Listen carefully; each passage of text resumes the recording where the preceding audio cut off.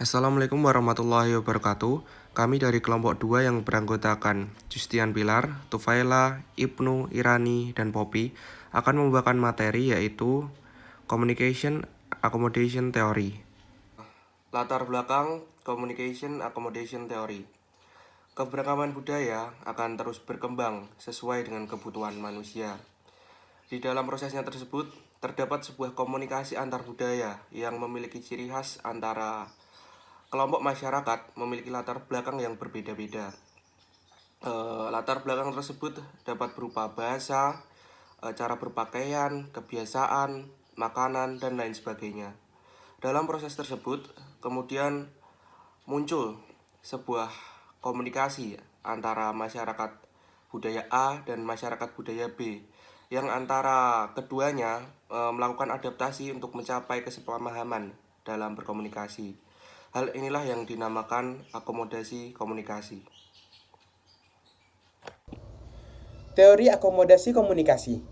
Akomodasi didefinisikan sebagai kemampuan menyesuaikan, memodifikasi, atau mengatur perilaku seseorang dalam meresponnya terhadap orang lain, menurut West dan Lynn Tanner 2008. Teori ini dikemukakan oleh Edward Giles dengan para koleganya yang dimana berkaitan dengan penyesuaian interpersonal dalam interaksi komunikasi. Teori ini juga terbentuk pada tahun 1973 ketika Giles pertama kali memperkenalkan pemikirannya mengenai model mobilitas aksen yang dimana berdasarkan pada aksen yang dapat didengarkan dalam situasi wawancara. Inti dari teori akomodasi komunikasi adalah adaptasi.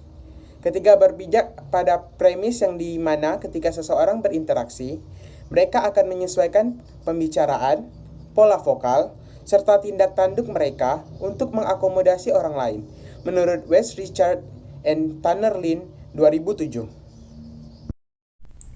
Teori ini dikemukakan oleh Edward Giles dan koleganya berkaitan dengan penyesuaian interpersonal dalam interaksi komunikasi.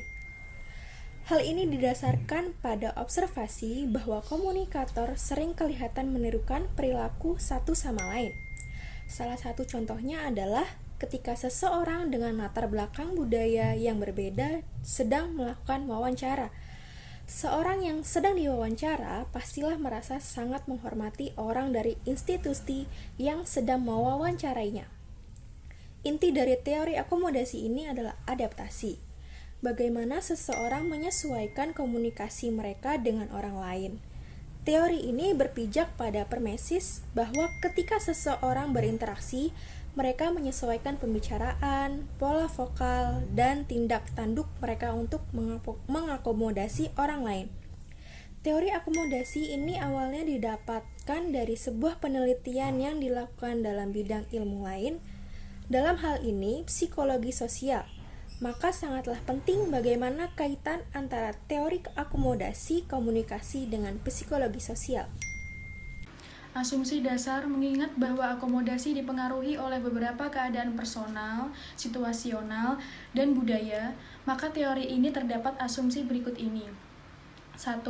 Cara di mana kita mempersepsikan tuturan dan perilaku orang lain akan menentukan bagaimana kita mengevaluasi sebuah percakapan. Yang kedua, persamaan dan perbedaan berbicara dan berperilaku terdapat di dalam semua percakapan. Yang ketiga, bahasa dan perilaku memberikan informasi mengenai status sosial dan keanggotaan kelompok. Yang keempat, akomodasi bervariasi dalam hal tingkat kesesuaian dan norma mengarahkan proses akomodasi. Tahap-tahap adaptasi. Adaptasi sendiri memiliki dua tahapan.